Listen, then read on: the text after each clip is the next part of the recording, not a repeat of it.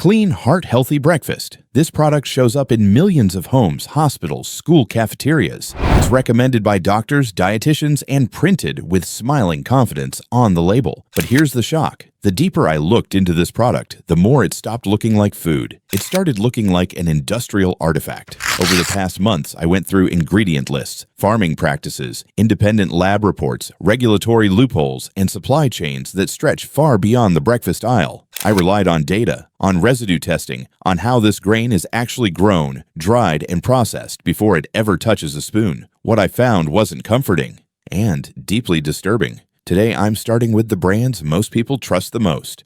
Just what the investigation shows when you strip the story down to facts, processes. Brand number 1, Quaker. Quaker oats are everywhere in the United States. Walmart, Costco, Safeway, school breakfast programs, hospitals. This brand didn't earn trust by accident. It earned it by repetition. In modern U.S. oat farming, Quaker sources heavily from large-scale conventional agriculture. In these systems, a chemical called glyphosate is routinely used not just as a weed killer, but as a harvest tool. Farmers spray it directly onto oat crops shortly before harvest in a process called desiccation. The plant dies, dries faster, and harvesting machines save time. Efficiency goes up, residues stay behind. In 2018, Consumer Reports tested 45 oat-based products, including Quaker. Their findings showed glyphosate residues in the majority of samples. Several Quaker products tested above 1,000 parts per billion.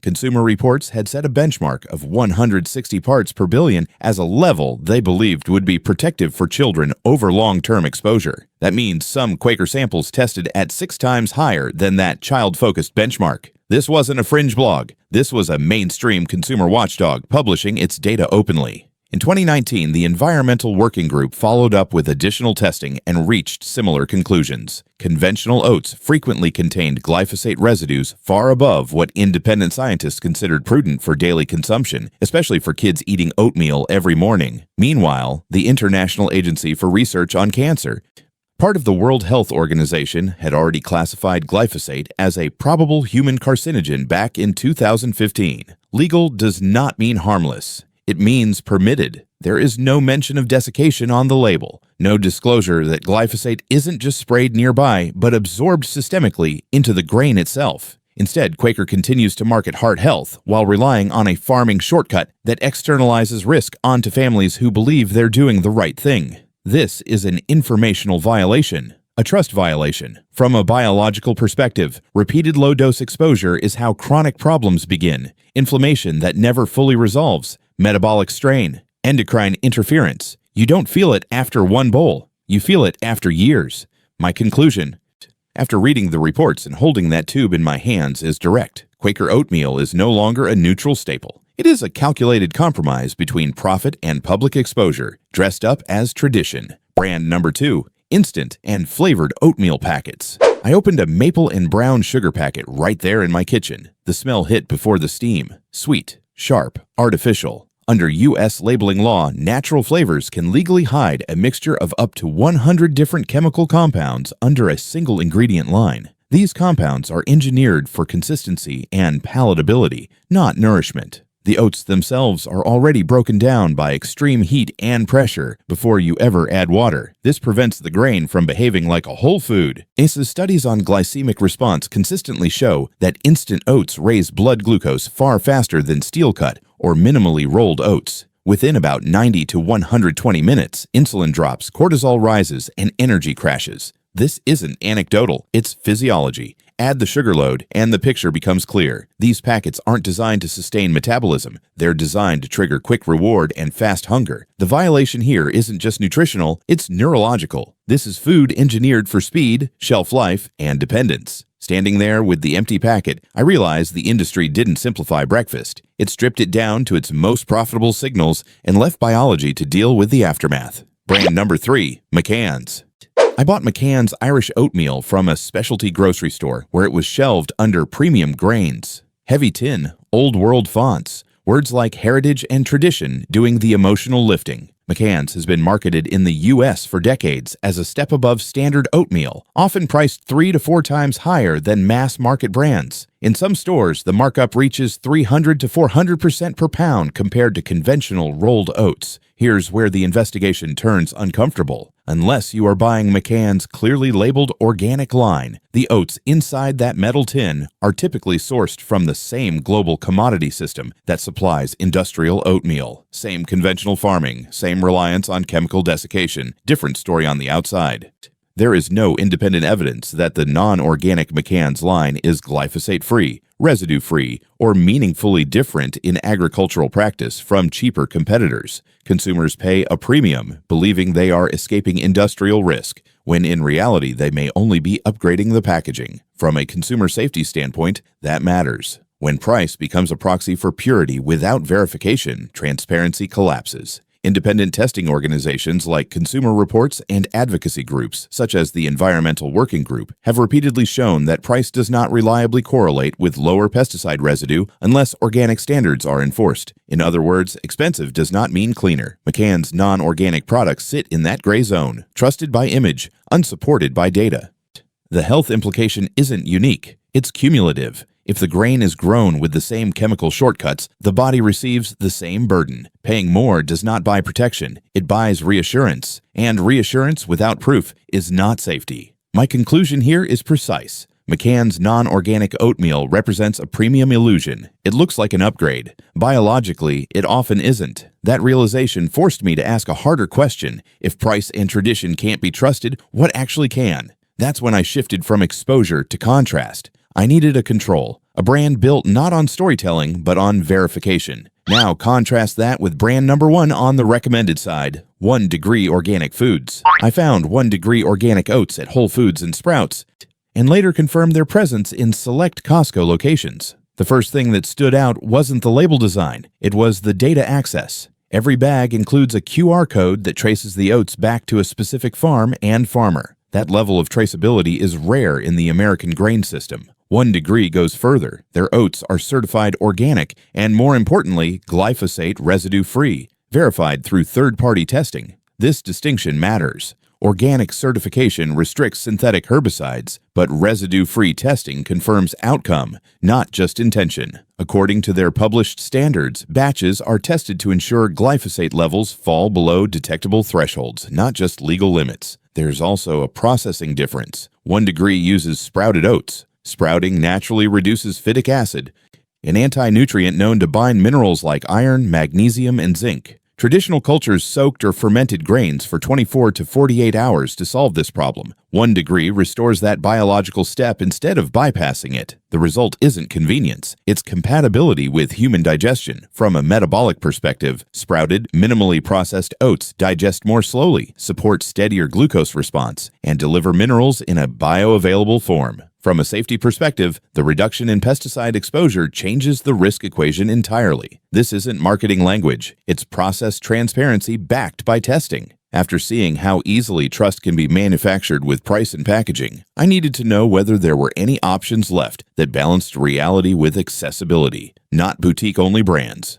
Not niche health stores. I'm talking about products regular families can actually find, afford, and verify. That's where the next 2 brands come in. Recommended brand number 2, Bob's Red Mill, with 1 non-negotiable condition. I've seen Bob's Red Mill everywhere: Target, Kroger, Safeway, even small regional grocers. The man in the red hat feels familiar, almost folksy, but familiarity alone means nothing. What matters is which side of the supply chain you're standing on. Bob's Red Mill operates in both worlds, conventional and organic. Only the products clearly labeled USDA Organic meet the standard that matters here. Under USDA Organic regulations, the use of synthetic herbicides like glyphosate for pre-harvest desiccation is prohibited. That single rule changes the exposure profile dramatically. Conventional oats can legally carry residues. Organic oats cannot be grown that way. Processing matters too. Bob's Red Mill organic steel-cut oats and old-fashioned rolled oats are minimally processed compared to instant varieties. Steel-cut oats are simply chopped groats. They are not pre-steamed into submission. Multiple glycemic response studies have shown that steel-cut oats produce a significantly slower rise in blood glucose compared to instant oats, reducing insulin spikes and downstream cortisol swings. The trade-off is time. Cooking takes 20 to 30 minutes, not 60 seconds. That time is the cost of keeping the grain biologically intact. From a consumer safety perspective, Bob's Red Mill organic line represents a practical compromise. It's not perfect, It's not residue-free certified the way 1 degree is. But it operates within enforceable standards with batch testing and traceable sourcing that meet USDA requirements. My conclusion here is conditional but firm. Bob's Red Mill is a safe option only when organic, and particularly when you choose steel cut over instant. The difference is not subtle, it's metabolic. Recommended brand number 3, Nature's Path. I found Nature's Path products at Target and Publix, which immediately matters. Accessibility shapes behavior. Nature's Path is a family-owned company that has been operating in the organic space for decades, long before organic was fashionable. What stood out in their sourcing policies is their explicit rejection of chemical desiccation. They allow oats to dry naturally in the field rather than forcing uniformity with herbicides. That decision costs more and yields less. That's the point. Nature's Path products are certified organic, and the company has publicly committed to avoiding the natural flavor loophole that dominates flavored cereals. Instead of hiding behind a single ambiguous ingredient, they rely on whole food inputs that the body can recognize and process. From a regulatory standpoint, this aligns with USDA Organic standards. From a biological standpoint, it reduces both chemical exposure and neurological manipulation tied to engineered flavor systems. Independent organic audits and internal testing protocols support their claims, and while they do not market themselves as residue-free certified, their refusal to use glyphosate-based desiccation places them structurally outside the highest-risk farming practices identified by groups like the Environmental Working Group. The result is not a miracle food, it's a quieter one. Lower toxin load, fewer surprises. After reviewing the sourcing statements, certification history, and ingredient integrity, my conclusion is this. Nature's Path represents balance. It doesn't chase extremes. It respects process. In an industry built on shortcuts, that restraint again becomes the defining feature. At this point in the investigation, a pattern was impossible to ignore. The safest options weren't defined by slogans or nostalgia. They were defined by what the brands refused to do. Refuse chemical shortcuts, refuse hidden additives, refuse speed at the expense of biology. And that realization sets up the deeper question of what all of this processing is actually doing to the grain itself, regardless of brand. At this point, it would be easy to believe that choosing the right brand solves the problem. It doesn't. Brand choice reduces risk, but the deeper issue sits underneath the entire oatmeal category. It's what industrial processing has done to the grain itself. To understand that, I had to step away from logos and look at biology. Raw oats contain a compound called phytic acid. This isn't speculation. It's well documented in nutritional science. Phytic acid binds to minerals like iron, zinc, magnesium, and calcium, forming complexes the human gut can't absorb. That's why for thousands of years, traditional cultures never ate oats straight from harvest. They soaked, sprouted, or fermented them for 24 to 48 hours. Industrial oatmeal skips that step entirely. There is no soaking, no fermentation, no patience. Instead, manufacturers rely on fortification. Synthetic vitamins are sprayed back onto a dead grain so the nutrition label looks impressive enough to pass regulatory panels. The mineral content didn't come from the soil. It came from a lab. This isn't illegal, it's misleading by omission. Then there's shelf life. Whole oats contain natural oils, particularly in the germ. The moment the hull is cracked, oxidation begins. Left untreated, fresh oats would turn rancid within weeks. You'd smell it. Fishy. Sour. That's unacceptable for global distribution, so the industry stabilizes the grain using high heat steaming or intense thermal processing. This deactivates enzymes and halts oxidation, allowing oats to sit in warehouses for 2 to 3 years without spoiling. From a safety standpoint, that's a success. From a biological standpoint, it's a loss. Enzymes matter. They support digestion. They signal freshness. When they're destroyed, the grain becomes inert. Shelf-stable, yes. Alive, no. What you're eating at that point is structurally food, but functionally compromised. Multiple food science reviews have confirmed that ultra-processed grains behave differently in the body. They digest faster, spike glucose more aggressively, and provide less metabolic signaling. This aligns with epidemiological research linking high consumption of ultra-processed foods to increased risk of metabolic syndrome, type 2 diabetes, and chronic inflammation.